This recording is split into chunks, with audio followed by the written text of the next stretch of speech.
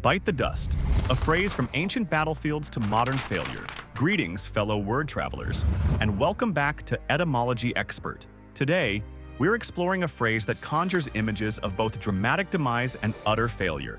Bite the dust.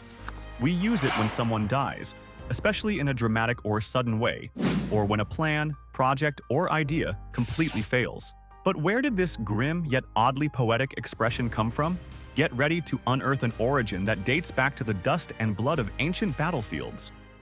Bite the dust is incredibly evocative. When you hear it, you might picture a cowboy falling from his horse in a classic western, or perhaps a grand project collapsing spectacularly. It perfectly captures that moment of ultimate defeat or cessation. But its roots are far older than the Wild West, reaching back into the very dawn of written history and the visceral reality of combat. To understand this idiom, we have to imagine ancient warfare. Before the days of long-range weaponry, battles were often fought hand-to-hand.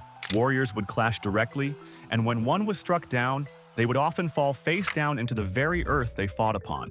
Their mouth, in that final, desperate moment, might literally connect with the dirt, the sand, the dust of the ground. This isn't just speculation. This vivid image of a fallen warrior consuming the earth is documented in some of the oldest surviving literary works. For instance, in Homer's epic poem, the Iliad, which describes the Trojan War, there are multiple references to heroes and soldiers biting the dust or biting the earth as they fall dead in battle. So the concept of a dying person's mouth meeting the ground as a symbol of death and defeat is incredibly old, stretching back over 2.5 millennia. But how did it travel from ancient Greek epics to common English idiom? Well, the concept of biting the dust, or licking the dust, made its way through various languages. From ancient Greek, it passed into Latin. Eventually, similar expressions appeared in early English literature. However, its widespread popularization and the specific wording, bite the dust, truly cemented itself in the English lexicon, particularly with the rise of American Western literature and films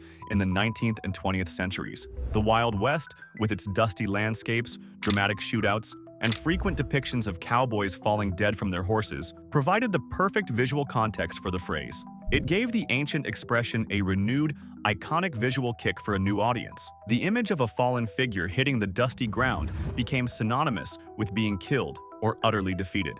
Today, we use bite the dust not just for death, but for any spectacular failure. A business plan can bite the dust, a football team's hopes can bite the dust, or an old computer can finally bite the dust. The idiom maintains its punch because the core image, a sudden, complete, and irreversible end, remains universally understood. So the next time something or someone bites the dust, remember that grim, ancient warrior falling on the plains of Troy and the long linguistic journey that phrase has taken to reach your everyday vocabulary. It's a powerful reminder of how deeply rooted our language is in human experience, from triumph to ultimate defeat. Well, that's another fascinating etymological adventure unearthed. Did you know this idiom had such ancient roots? Let us know in the comments below. And if you enjoyed this exploration of words and their surprising origins, be sure to give this video a thumbs up and subscribe to Etymology-Expert for more captivating linguistic dives. Thanks for watching, and we'll see you in the next video.